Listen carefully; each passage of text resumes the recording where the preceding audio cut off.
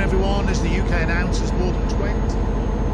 The way your device receives BBC radio programmes will stop working on or after the 22nd of March 2021. If you're using an internet radio or smart speaker, please contact the device manufacturer.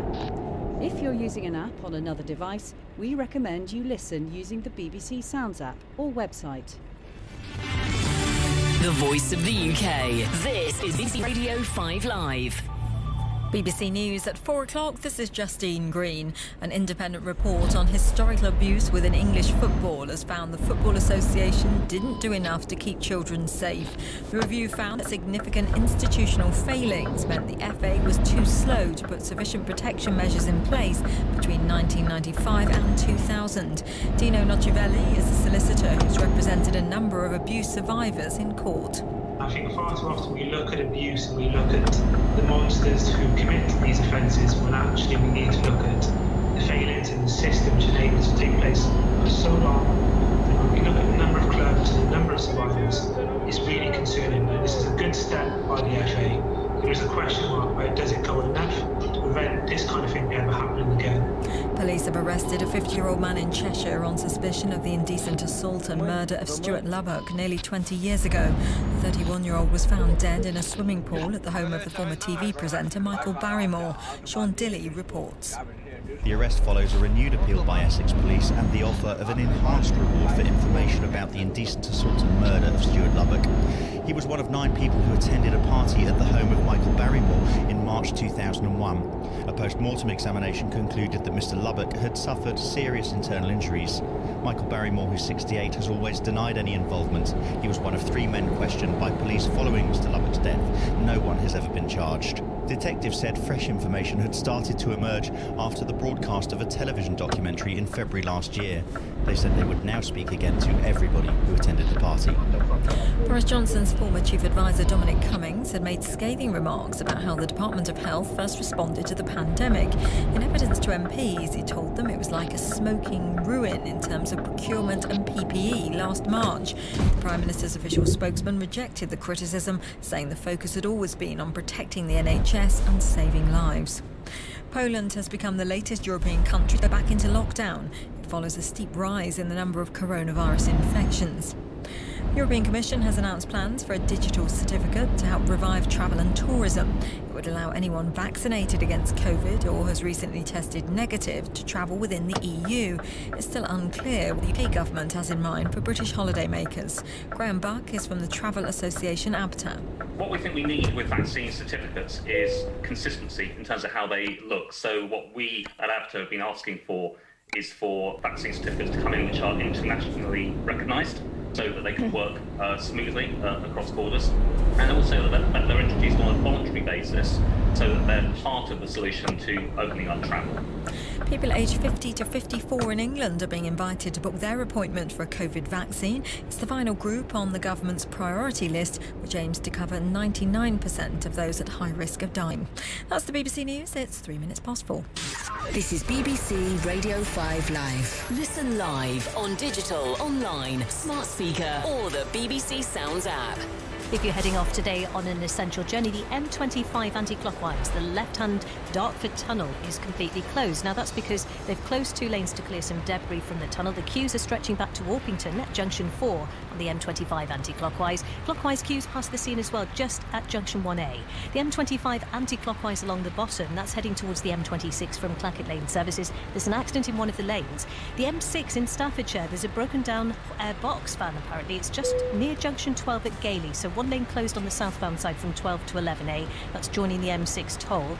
And the M6 in the West Midlands at Spaghetti Junction, junction 6 passing Birmingham. There's a breakdown. One of the lanes is closed towards junction 7 now at Great Bar. Orna Merchant, 5 Live Travel. Orna, thank you very much indeed. Hello everybody, welcome to Drive. Going to be an interesting programme today. At 5 o'clock, Matt Hancock's going to take the government press conference. It's the first one for over a week actually, so there's a lot to catch up on. No doubt he'll be focusing on vaccine issues. I've mentioned already the milestone of 25 million first dose jabs has been reached today. Also, the European Commission President Ursula von der Leyen's had some interesting things to say at a press conference, including the fact that the European Union may and is considering restricting exports of vaccines to countries with a higher vaccination rate than Europe, which would certainly include the UK. So we'll see what he has to say about that, and also many questions within the European Union about the efficacy of the Oxford jab as well. Will Matt Hancock be questioned about that? We will find out here on Drive at 5. I mentioned it's exactly a year ago today that Boris Johnson gave advice to people to work from home. And maybe you've been at home working there from your office, back bedroom, kitchen table, wherever it may be, ever since. How's it been for you? Would you like to keep it that way? Or are you looking forward to getting back into civilization, I guess, working with other people again that you're not related to, hanging around the office, having a coffee, chat at the water cooler? So we're going to talk about that during the programme, and also look at some things that are potentially going to change in the next couple of months. Travel is one of them. The EU's talking about this digital green certificate today for people who've been vaccinated. So we'll talk to the travel editor at The Sun about all of that. Yes, and certain cruise companies saying you may only get on board if you've had both vaccination, both jabs. So we will definitely talk about that. Also, I mean, every so often we get a phrase on the programme that I've not uttered in 6.5 years. So today we will be doing an item on Randy Goats. I don't know whether, I think Randy's acceptable, is it? What did you say about Randy Goat 6.5 years ago? No, I said I've never uttered that phrase before on the programme. Oh, no, right. No, the way you said it, I thought that there'd been a Randy Goat incident 6.5 years ago, and that was the time that had elapsed since you'd last had cause to use the phrase. No. I'm disappointed now. I thought you had previous on this. Unless it would stick in the memory. If anyone else, if any veteran listeners can remember that. Essentially, there have been problems with issuing contraceptives to these goats. I can imagine there were. It's not the easiest thing in the world. Because they were the older ones, and they've emerged from the hills, and basically they're being randy in Wales. So we're going to find out what's going on. I think I probably should know more about the story than that. I think so. A bit of spotting to be done. Anyway, that's coming up as well. But do let us know then your working from home story. So it is a year, as Anna said, to the moment when we were kind of hinted to please stay at home. Are you still in the same environment? Have you invested in a desk? Have you got a chair with wheels?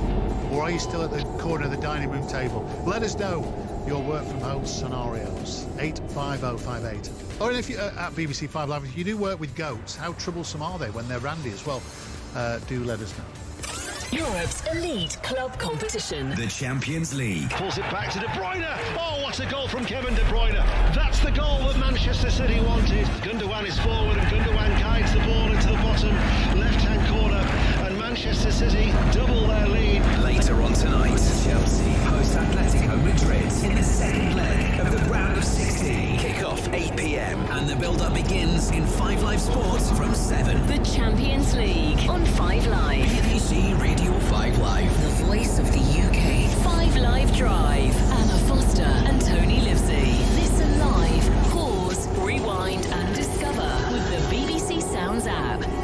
So, good afternoon, welcome to Drive. Significant institutional failings by the Football Association meant it didn't do enough to keep children safe. That's according to the findings of an independent review into historical child sexual abuse in the game. It found that the FA was too slow to have sufficient protection measures in place between October 1995 and May 2000. And the report, which focused on the abuse of children specifically between 1970 and 2005 in football, said said there was no evidence that the FA had known of a problem before 1995. Well, our senior sports reporter Laura Scott joins us now. Laura, can you just take us back a little bit and remind us of the background to this report? Yes, of course. It was the 16th of November 2016 when former footballer Andy Woodward waived his right to anonymity, and he spoke about the harrowing experiences of abuse that he'd suffered at the hands of Barry Bennell at Crewe Alexandra between the ages of 11 and 15.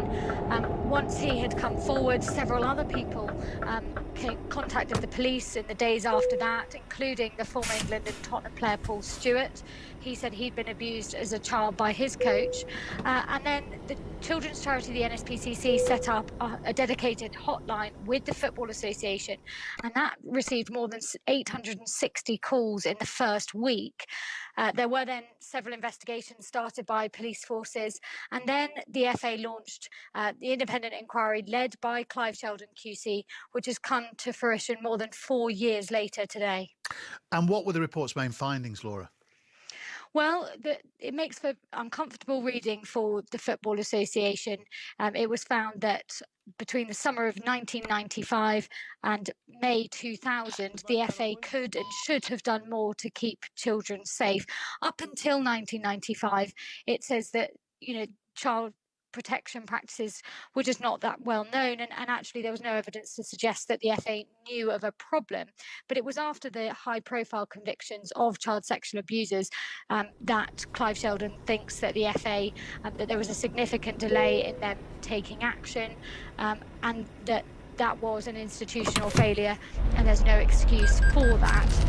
There were also several high-profile clubs mentioned in this report, and it was said that in many cases their responses were rarely competent or appropriate. Now, the scale of this, some people may be shocked by, because there are known to be at least 240 suspects, 692 survivors, although Clive Sheldon does say that abuse was commonplace and the overwhelming majority of children were able to engage in football safely. Yes, we can hear the reaction. From reoffending. What this tagging will do is once an offence of burglary or theft or robbery is committed in an area, there will be a search to see if any of our known offenders were in that area at that time. And I think we all know that is only going to give us circumstantial evidence rather than full proof of any offence that may have taken place. So for me, there does have to be a real kind of thought process, a real review of these trials as to whether they're actually fit for purpose, whether the money is being spent correctly here. Of course, I would agree with Francis that I would much rather see any type of funding reinvested in preventing crime in the first place, and then reinvested in preventing people that have been to prison reoffending when they leave. Well, if I may, if that is your preference, why are you going along with this scheme? The scheme is a government scheme. As I say, I think it is a tool in the box that will assist policing. It certainly will assist policing in Cheshire when an offence has taken place. We'll be able to check whether any known offenders that have served a year in prison and recently come out within a year were in that area. It's certainly a tool which will help us detect crime, but it really isn't solid evidence, and it isn't a silver bullet. I would again prefer these funds to be reinvested in public services upstream to make sure people don't get into crime in the first place. And let's have this one, and let's have it very clear. If the point of giving a custodial sentence, of sending someone to prison, is to see them come out and not reoffend, then shouldn't the money be spent there rather than tracking people once they come out? What are we doing in our prisons effectively to rehabilitate people and put them on the right track for where they come out? And something else, that's where the money needs to go. Right, something else Francis Crook raised. She wants to make sure that there is a proper assessment of this scheme in all the 5 pilot areas before it happens anywhere else. Would you go along with that? I I absolutely would. I mean, this scheme has come into Cheshire at relatively late notice. To me, it seems a little bit like a pre-election ploy. I think we do have to really kind of go through what this is going to achieve. Pre-election ploy? Yeah, we all know we've got police and crime commissioner elections up and down the land this May. This is the government trying to look tough on crime. When we actually look at what this will achieve, I think it will be rather limited in terms of the amount of money being put into this.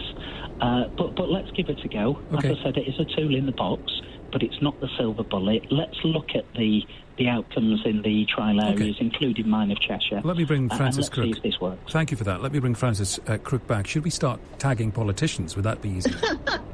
Absolutely agree with that. And I absolutely agree with everything that's just been.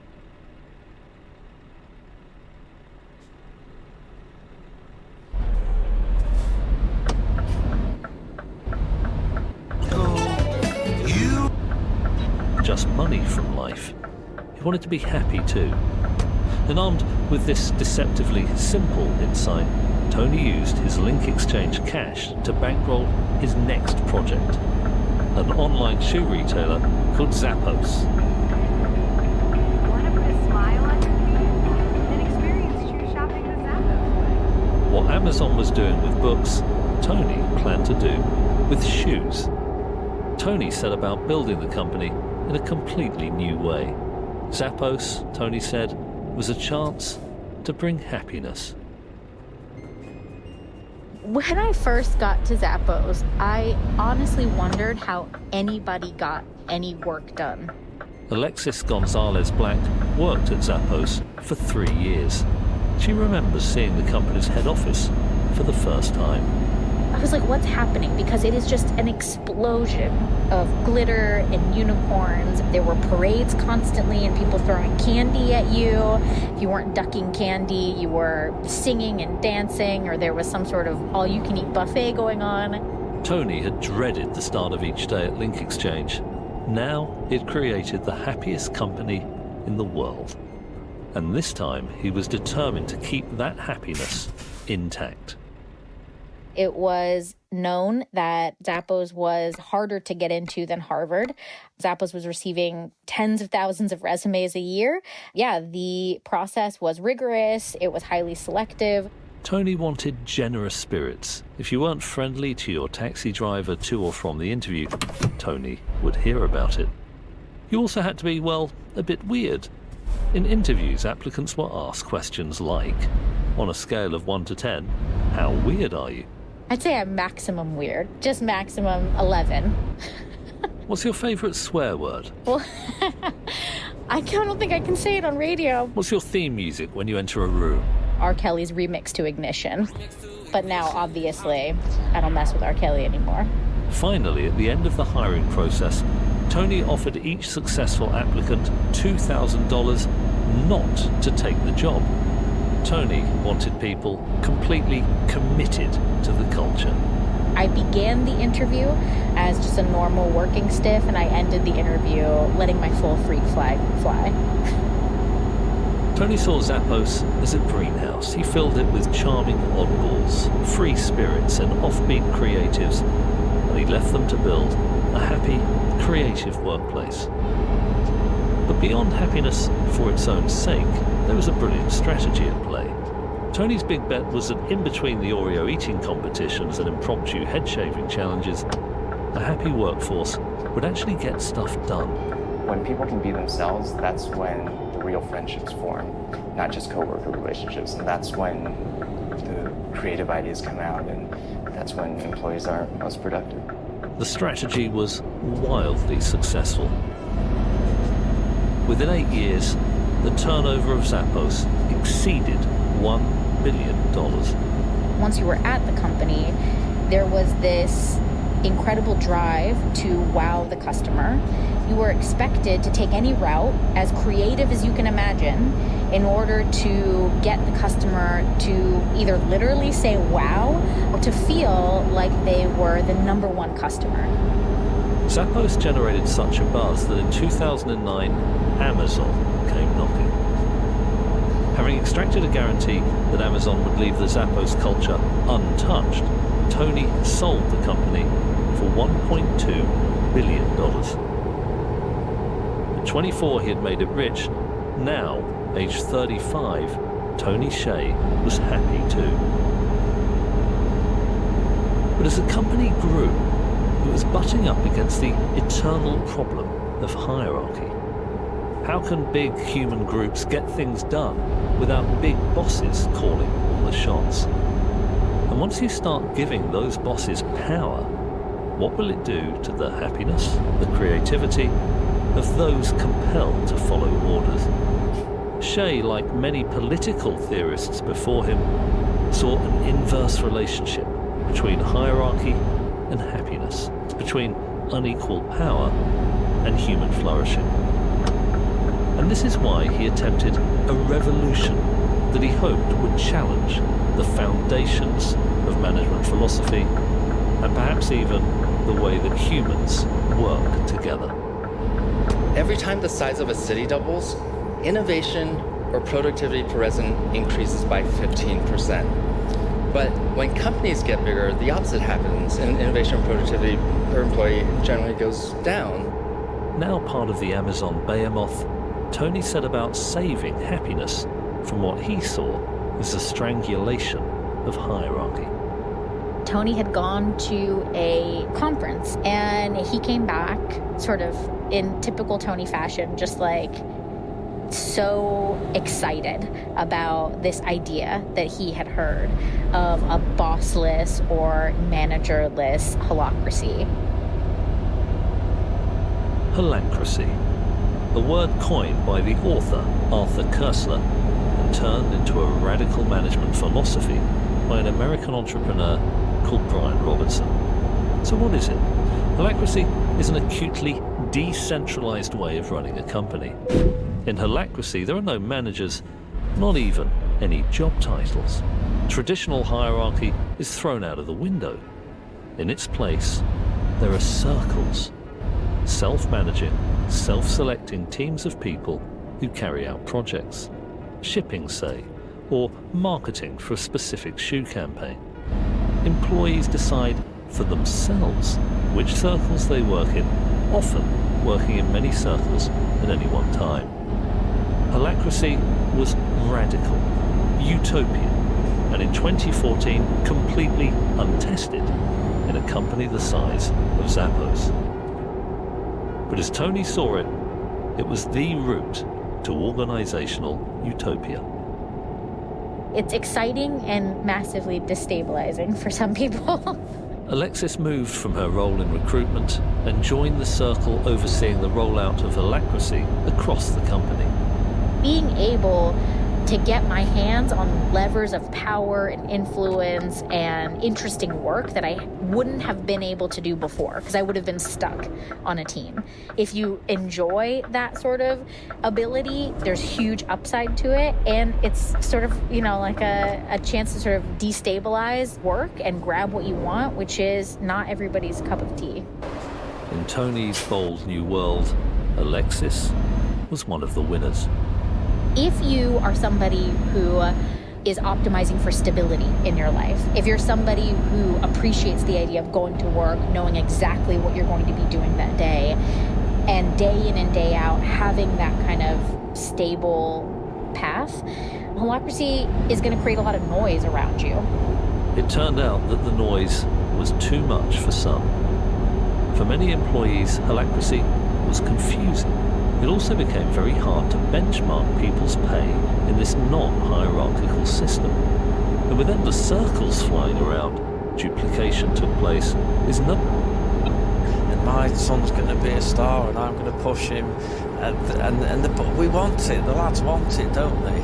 And it's very powerful, the power of the coach and the football club's academies, the chance to make it as a pro. That is abuse survivor Gary Cliff speaking to our sports editor Dan Rowan. Well, one of the clubs where Barry Bennell used to work was Manchester City, and they've issued a statement in the last half an hour or so. They point out in the statement that they launched the Manchester City FC Survivors Scheme, and that offered compensation or paid for counselling and offered personal apologies face-to-face where preferred, it says, to eligible survivors. They say that was an alternative to lengthy, costly and arduous litigation. They go on to say the board of directors at the club apologised publicly and unreservedly for the unimaginable suffering experienced by those who were abused as a result of the club's association with these men. Because the report spells out, it says Manchester City did not investigate the rumours that they'd heard in the 1980s about Barry Bennell's behaviour. They should have done so. The club should have also investigated the arrangements for boys staying at his house. That and the statement from Manchester City ends by saying the club expresses its sincerest admiration for every survivor, those that have spoken freely, those who've spoken anonymously, and those who are yet to disclose and indeed may choose never to do so. Their bravery and strength, it ends, must never be forgotten and always be acknowledged. So that's from the board of directors of Manchester City. It is 4:24. Thank you for your thoughts. We did mention that today is exactly a year since Boris Johnson suggested that people should be working at home. So how has that year been for you? This text says, love working from home. Got my stand-up, sit-down desk. I can listen to 5 Live whenever I want. Do miss my colleagues, though. But do catch up with them through Teams and chats over the week. And for a lot of people, of course, this was sort of what was happening already. Marguerite in Wakefield says, I've been home-based for about 12 years now, so it's not such a change for me. But now I have a co-worker in the form of my husband, and that's been fantastic. We're able to have lunch together. I think I understand more about his job and the work he does than I ever did before.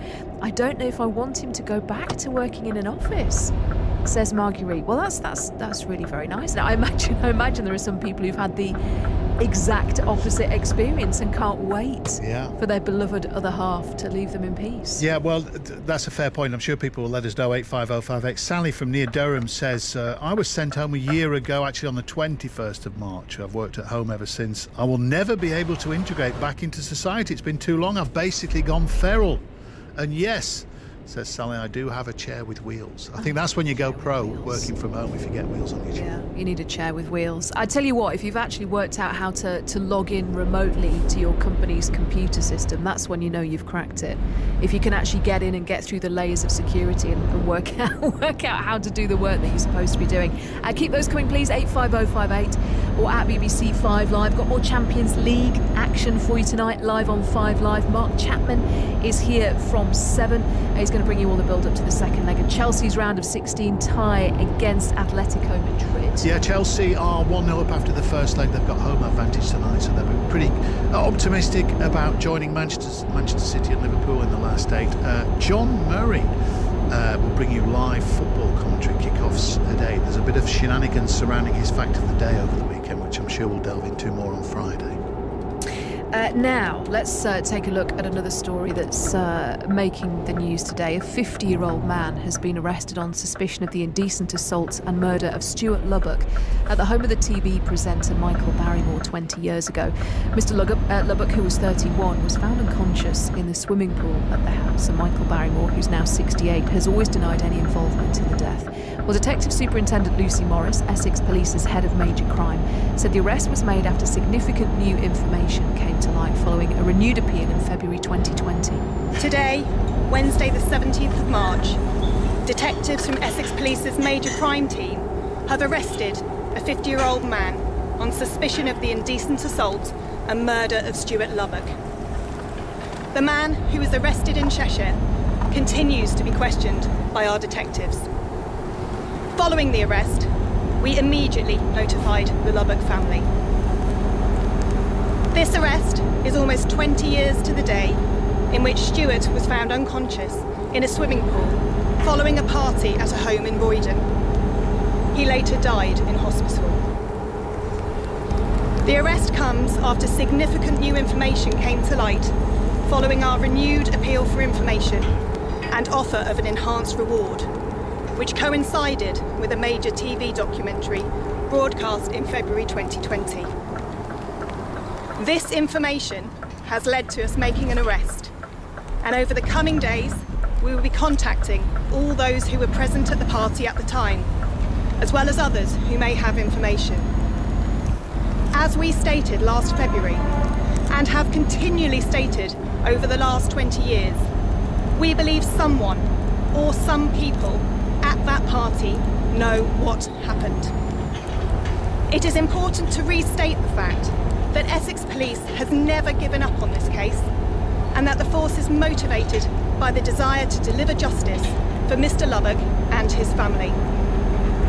Stuart's rape and murder has been an extremely lengthy and complex investigation, which has spanned over 20 years and remains ongoing. We have never given up on finding out exactly what happened to Stuart, and we will not stop in our pursuit of justice for him and for his family and friends. As we said a year ago, and have repeatedly said over the last 20 years, 9 people were at that party. We know that not everyone was responsible for what happened, but someone was. Now is the time to come forward, if you haven't done so already, to set this matter to rest by providing us with any information you have. Thank you very much. Well, our correspondent is Sean Dilley. Hello, Sean. Hello. Very, very, very emotional times, of course, for the Lubbock family, isn't it? Yeah, exactly. I mean, it is, because I think for many people today, they will have heard this story, and for people of a certain age, it was a huge, huge story at the time. There will, of course, be a generation who don't even recall this and probably don't know what happened.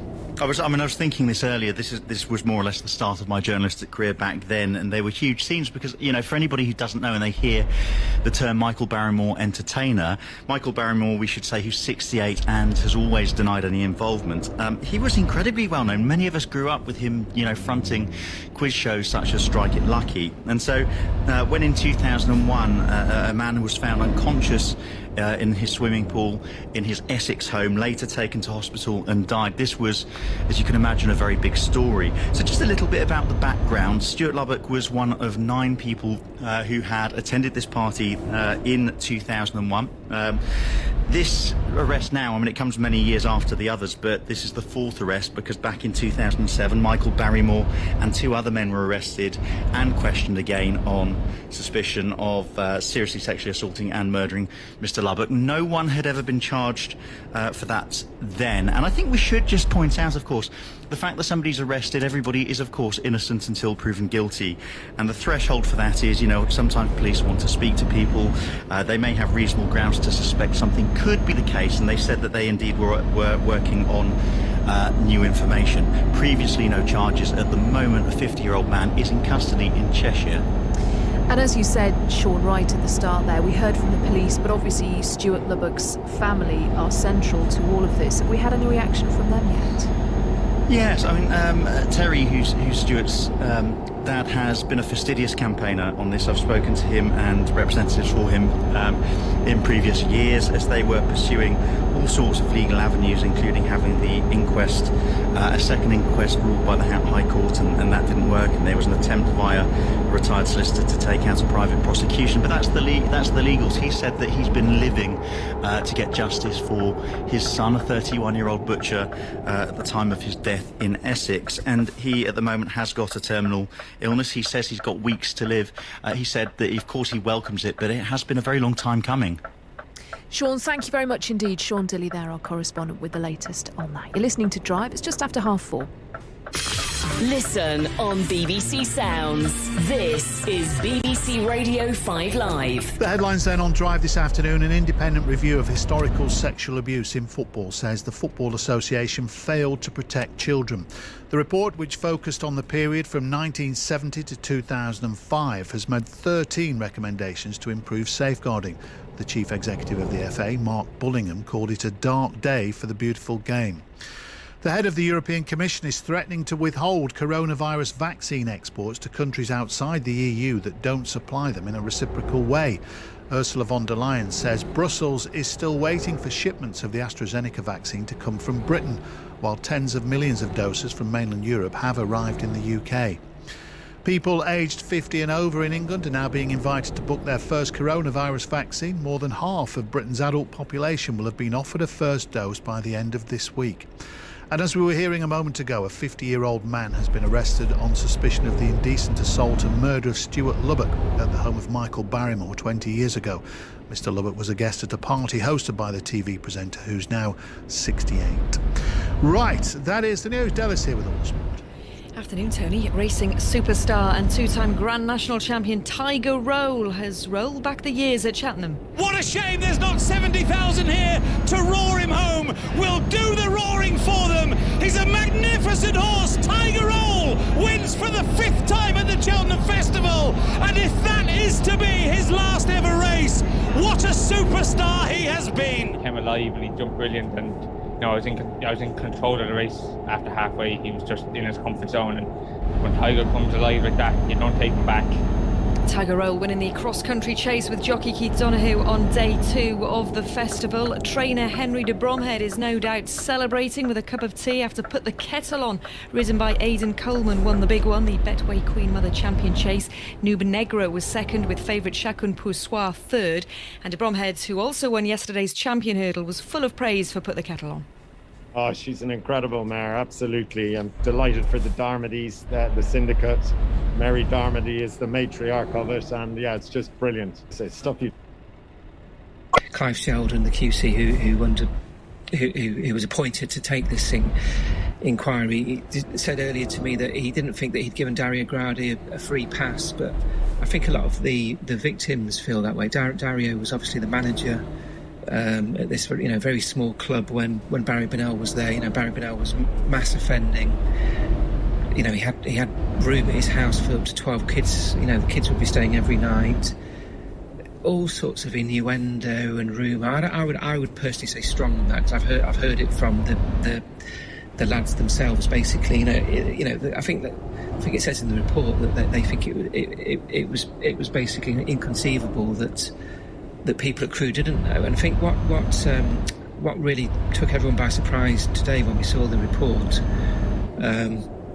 was that Barry Bonnell actually provided a witness statement that was included in this report. This actually goes back to a civil hearing in 2003, but he actually basically said himself that it would be ridiculous to think that his offending was so off the scale. I mean, you mentioned 692 victims there earlier. That's just the tip of the iceberg. The police have said to me there's over 100, even taking into account all the convictions he's already got. He's doing 36 years in prison. There's still over 100 people who are never going to get the day in court who've come forward. And you think about all the people who haven't come forward because they've got kids, they've got elderly parents. There's a lot of people who never come forward. So his offending was huge.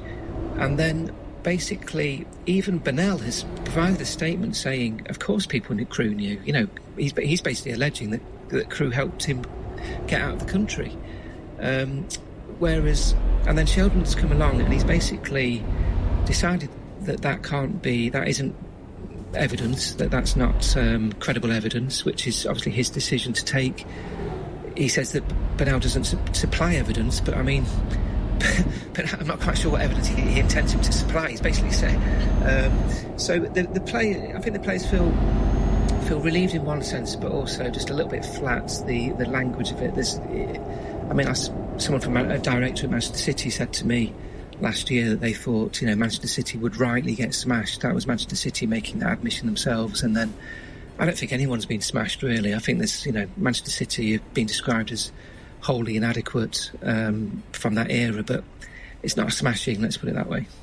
Thanks so much for talking to us. We appreciate it. That's Daniel Taylor, senior football writer at The Athletic. Final word for now on our story about GBS tagging. This from Ian in Eastbourne. Perhaps Her Majesty's Government could develop a Home Office version of track and trace for burglars and other criminals, led by Dido Harding. Here's the news. Thomas Watts. A report has concluded the FA acted far too slowly to introduce sufficient child protection measures in football. The long-awaited Sheldon review focused on reports of abuse in England between 1970 and 2005. A 50-year-old man has been arrested in Cheshire on suspicion of the murder and indecent assault of Stuart Lubbock in 2001. The 31-year-old had been attending a party at Michael Barrymore's home in Essex when he died. European leaders have threatened to block the export of coronavirus vaccines amid the ongoing row with AstraZeneca. Almost half of British adults, more than 25 million people, have now received a first dose of a COVID jab. Mostly clear across southern and eastern Scotland, northeast England and the West Country. Quite cloudy elsewhere, a low of 2 degrees. This is LBC. Do you worry about your loose and missing teeth, how they look and how they make you feel? The dentist just said sooner or later they're all going to fall out. TDC's Smile in a Day dental implants can give you a full set of fixed teeth and a natural looking smile in just one day. We exchange your fixed teeth for a full permanent set after 3 months. Book your consultation. Visit smileinaday.co.uk or call TDC Harley Street on 0203 7334 986. If you're a freeholder or a right-to-manage company director, you'll know your sector never stops. So it's good to know that when your block is looked after by ABC Estates Block Management Team, our family business will never stop looking after you. Service charge collections, we never stop. Insurance, we never stop. Proactive and reactive maintenance, we never stop. Full transparency, we never stop. Non-stop block management services from Aldermartin, Baines and Cuthbert. Call 0800 888 6688 or visit abcestates.co.uk. In 1975, Vanguard was founded on a revolutionary idea to help more people become successful investors. The idea caught on. People told their friends. And they told their friends. Now, Vanguard has 30 million investors worldwide. And it's a Which recommended provider for investment platforms once again in 2020. Join us today. Vanguard, value to investors. When investing, your capital is at risk. Get ready to step into a magical kingdom where fairy lights become stars and blankets become unicorn houses. Where is this amazing place? Your daughter's bedroom. Thanks to very.co.uk, who have everything from fairy lights to princess costumes. Because our house is our world, this very moment. A little kindness goes a long way. And we could all do with a little more right now. That's why at Boots we're always looking for ways to help you keep safe and healthy. We understand that some people experience symptoms from the effects of COVID-19 for weeks or even months after their initial illness. You may have sore muscles in the evening or trouble sleeping. Whatever it is, we're here to help with the trusted advice you need at boots.com/COVID-19. Keep safe. Keep being kind. Boots. Since 1849. Have you heard how much more is coming to Disney Plus with Star? I get the feeling you're about to tell me. There's loads more shows like Grey's Anatomy, Ugly Betty, 24, Desperate Housewives. What? And loads more movies too, like The Favourite, Deadpool 2, The Grand Budapest Hotel. Plus more brand new originals every month like Big Sky, Love Victor, Solar Opposites and Hellstrom. All on Disney Plus. Bingo. Introducing Star on Disney Plus. A whole new world of entertainment now streaming. 18 plus subscription required. T's and C's apply.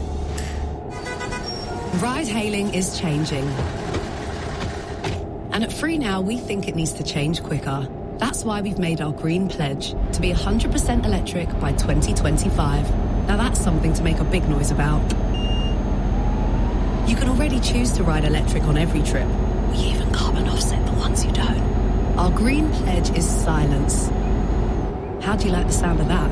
Download the Free Now ride-hailing app today to hear more. Or less. This is the Eddie Mair Show on LBC. Text 84850. Still to come, more on the latest row between the EU and the UK over COVID vaccines. And don't forget at 5 o'clock, Matt Hancock returns to Downing Street to host another COVID-19 briefing. Every night at this time, the main COVID headlines in one place. With tonight's COVID report, here's LBC's Charlotte Lynch. Eddie, that row with the EU over supplies of the Oxford AstraZeneca coronavirus jab has stepped up a notch. The European Commission President Ursula von der Leyen has threatened to block the export of vaccines to the UK, criticising the British-Swedish firm for having underproduced and underdelivered to the bloc. If the situation does not change, we will have to reflect on how to make exports to vaccine-producing countries dependent on their level of openness. So we are exporting a lot to countries that are themselves producing vaccines, and we think this is an invitation to be open, so that we also see exports from those countries coming back to the European Union. Well, Downing Street has urged the EU to stand by its commitment not to restrict vaccine exports. It's as the World Health Organization says the use of the AstraZeneca jab should continue as the European Medicines Agency investigates the possibility of a link between it and blood clots. Several scientists have said there's no evidence of that, and we will have much more detail on all of this throughout the programme. More than 25 million people in the UK have now had their first dose of a coronavirus vaccine, almost half of all adults. The Health Secretary's now announced the rollouts in England will be extended to everyone aged 50 or over. They can now book online. Matt Hancock will lead a Downing Street briefing, which you'll hear on LBC at 5 p.m, as his Department for Health has been heavily criticised by the Prime Minister's former top aide. Dominic Cummings has told MPs the UK's vaccination programme's only been a success because it was taken away from the department. He's been giving evidence to the Common Science and Technology Committee. In spring 2020, you had a situation where the Department for Health was just sort of smoking ruin in terms of procurement and PPE and all of that. Latest figures show the UK's recorded a further 141 deaths within 28 days of a positive coronavirus test. In the latest 24-hour period, 5,758 new cases of the virus have been recorded. In Northern Ireland, no further deaths of patients who had previously tested positive have been reported. The Welsh Government is giving all NHS and social care staff a bonus to recognise their work during the pandemic. More than 220,000 people will get the payment of £735, which works out around £500 after tax. Welsh Health Minister Vaughan Gething has paid tribute to their efforts. As we approach 1 year on, you're still working hard, looking after the sick and the vulnerable, and vaccinating tens of thousands of people every day to give us real hope for the future. And there's a warning the government's catch-up programme for pupils affected by school closures may not be reaching the most disadvantaged children. The National Audit Office found fewer than half of those who've started to receive tuition are from low-income families. The Department for Education says funding has been targeted at those who need support the most. Charlotte Lynch with the COVID report. The headlines. Here's Thomas. The FA has apologised to victims of historical child sexual abuse in football after a report identified a series of institutional failings. A man's being questioned over the death of Stuart Lubbock after new information came to light. ScotRail services are to be taken into public ownership from March next year. Clear across southern Scotland and northeast England, cloudy elsewhere, a low of 2 degrees. LBC Travel, I'm Jane Louise Knight, and the anti-clockwise M25 now solid from Orpington up 4 to the Dartford tunnels, one of which is still closed to clear some debris. That's causing long delays on the A2 either side of the M25, and there's much more traffic heading towards the northbound Blackwall Tunnel. Things have improved anti-clockwise between Clackett Lane services and Sevenoaks at 5, though the earlier accident there's gone. Great Western Road in Maida Vale is shut, and Woodfield Road both ways for emergency repairs. In Purley, though, the A23 Purley Way looking much better towards Imperial Way. The car that broke down earlier has moved off. If you need to use the train to go to Anglia, have delays of half an hour Colchester to Shenfield with an investigation. And on the tube, there are minor delays for the Hammersmith and City line. This is LBC. If the thought of selling your car feels like... why not sell your car like a pro at motorway.co.uk? Motorway finds your best offer from a nationwide network of verified dealers. You can get up to £1,000 more than part exchange. Sell your car hassle-free without the drama. Go to motorway.co.uk and sell your car like a pro. Motorway.co.uk. Call Eddie Mayer 0345 6060 973 LBC. All businesses want to keep their employees safe. Around 1 in 3 people with COVID-19 show no symptoms, meaning they are unknowingly spreading the virus and putting others at risk. If your business is open or preparing to reopen and is registered in England, you can now access free coronavirus workplace tests. Register before March the 31st. Go to gov.uk/workplace COVID tests. Selling your car can be a tough job, but there's no drama with Motorway. At motorway.co.uk, you can sell your car like a pro. Motorway finds your best offer from a nationwide network of verified dealers. You can get up to £1,000 more than part exchange. Go to motorway.co.uk and sell your car like a pro.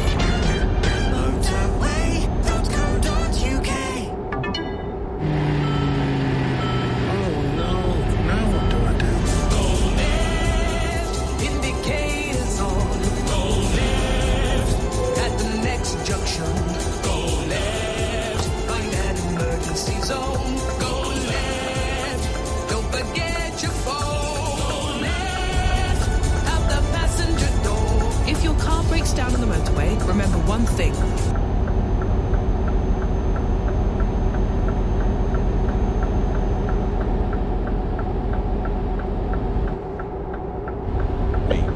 Now, this caused a huge row. I'm glad you're grimacing as I read this back to you. It caused a huge... Closed down borders over the last year with astonishing sort of, regularity. Borders have opened and closed very, very quickly.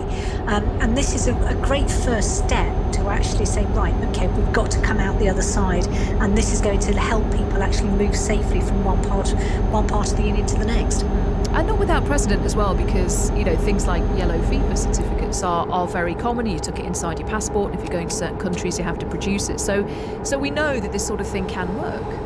That's right, yes. And I think what's encouraging is that, what we're not saying, what they aren't saying is you have to have both of your COVID jabs to travel. They're recognising the fact that obviously Europe hasn't been as successful in their rollout of the vaccine programme as we have here in the UK, but they still desperately need that tourist to come back and spend money, particularly in countries like Greece and Spain, who are so reliant on that tourism income. Let's talk about cruises, Lisa. As we said, P&O have said that they will run cruises only for people who've been vaccinated. Saga, I think, have been advertising this for quite a while now. Obviously, for the cruise companies, they were hit so badly that they needed to come up with something a bit radical. Well, that's right, and this is a hugely positive first step for the cruise companies, and who, as you say, have been probably the worst hit out of anybody. None of their ships have been allowed to travel since the lockdown last year. Now, these cruises, to start with, you've got P&O, but also quite a few other companies that sail out of the UK, the likes of Princess and Fred Olsen. They're planning basically cruises to nowhere, and there will be many people, ardent cruise fans who are really excited about this. In the case of P&O, they're going to be basically chasing the sun. So the cruises won't actually be stopping at any ports of call, but literally just be cruising into the nice, warm, sunny weather. And there'll be short cruises, so perhaps no more than 3 or 4 days for some, and then some 7-night cruises as well. But the idea being that they're trying to demonstrate that they can operate safely, and that they can operate in an environment where COVID isn't going to be a problem going forward. And they're hoping that will then mean that they can show the government that cruises should be allowed further afield, and we should be able to start maybe going into the Med, and then eventually into long-haul cruising as well. I suppose what's interesting about that is that by only accepting bookings from people who've had both vaccinations, they are limiting their potential audience only really to the older end of the scale, I guess. So you wonder sort of what those cruises will be like, if they'll be changing things that they do on board as a result. I think the idea will be, you've got to bear in mind that cruising has traditionally been something that has appealed to the older generation. Now, over the last few years, that very much did change with these mega ships coming along with, huge amounts of water parks and slides and rides and lots of activities for kids. But generally, a lot of those cruises are. And I think that what they're trying to do is prove in the short term that by a gradual return to cruising, by keeping it as safe as possible, they can then prove to the authorities that it is safe to actually then roll out to a much larger number of people. It's not going to appeal to everybody, but I do know that the sailings that have come up and already, a lot of them have been fully booked. There is still a huge demand there for people who want to go back to cruise. And just finally, Lisa, before you go, there are going to be some strikes at Heathrow Airport. Now, they won't affect probably a lot of people in the first instance, but what's going on there? Well, this is the unions there basically have really accusing Heathrow Airport of firing and then rehiring staff on lower pay scales. Now, Heathrow say that isn't the case, but it is true that at least 52% of the people who worked at the airport have seen their incomes drop, have seen their pay drop. But you have to put it in the context of the fact that, the airport has lost nearly £2 billion in the last year through the pandemic. And is now operating at levels, passenger numbers that were similar to the 1960s. So it's no wonder that as a company, Heathrow is desperately trying to, sort of keep themselves on an even keel as they go to recover. And they think it is going to take quite a significant amount of time before they will recover. Whether or not it should be a case of the staff being the ones that have to sort of take some of that pain is another thing altogether. But these strikes are happening in April, between April, about 23 days in the middle of April. Now, we don't have international travel starting again until May the 17th at the earliest. So at the moment, it is still not possible to go on a holiday as such. So you're not going to see this having a huge amount of impact on holidaymakers because we simply won't be travelling then. But it does but not bode well for the sort of time when we eventually will go back to travelling, hopefully after May the 17th. And it would be a real shame if we did see, our sort of longed for summer holidays, put at risk by things like this. Lisa, thank you. That's Lisa Minnow, who's the travel editor at The Sun. Just a reminder, Matt Hancock will be here at 5 o'clock for the Downing Street briefing. He's going to be with the Head of Immunisation for Public Health England, Mary Ramsey, and Jonathan Van Tam. We'll bring you that in full at 5. And after that, we will ask whether the fact that Uber is going to start paying the people who drive for it the minimum wage will change the whole gig economy for good. And as we mentioned earlier, I feel that this is your personal story, the one about the goats. Oh, yes. I feel that you have ownership of this. Yes, you might. Yeah, I've no track record on Randy Goats. With that word, we can use it. But I did do a nearly award-winning interview about a Randy tortoise a couple of years ago. Oh, I remember that. Yeah. When you say nearly award-winning. Well, yeah, we didn't enter it, sadly. I felt it should have been. But yeah, it was left in the vaults, put it that way. Good. Well, whatever happens, you can do the Randy Animals item later. It is my speciality. Yes, exactly. They're heading in to drive slightly later. Right, it is just coming round to 5 to 5. Our political reporter, Greg Dawson, joins us now. Hello, Greg. Hiya. So Matt Hancock to take the press conference. He's got so much to address, but I think we need to talk... initially, we've mentioned today Ursula von der Leyen talking about a potential restriction on exports of the vaccine to nations that are doing better than the EU. And I don't know whether it's connected, but just some news breaking in the last few moments. Yes, this has come from the Vaccine Task Force, and it's a letter sent out to local health leaders warning them that there is now set to be a significant reduction in the weekly supply of COVID vaccines from the week of March 29th, and that will last, they think, for a 4-week period. So this appears to be the first sort of major bump in the road setback in terms of the UK vaccine rollout. Just a few hours earlier, the government was talking about it had more than 25 million people in the UK receiving their first dose of the vaccine. And we had comments from Matt Hancock saying how the UK is on track to achieve the Prime Minister's target of offering a first dose to everyone and all over 50s by the 15th of April.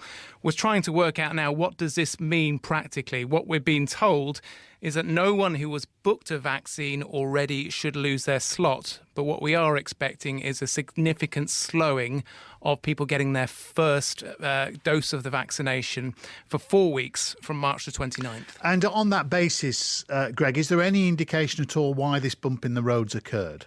No, and that will be interesting to hear from Matt Hancock in the presser, because I'm sure that will be top of the list of questions that will be asked to him.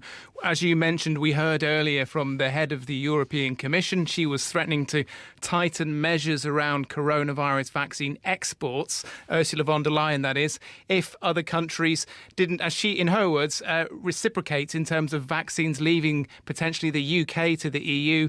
Would the EU potentially block exports of vaccines from there to the UK? The UK government has been very strident in its response by that, saying they expected the EU to stand by its commitments and that these vaccination companies had contractual obligations. We also heard from the Foreign Secretary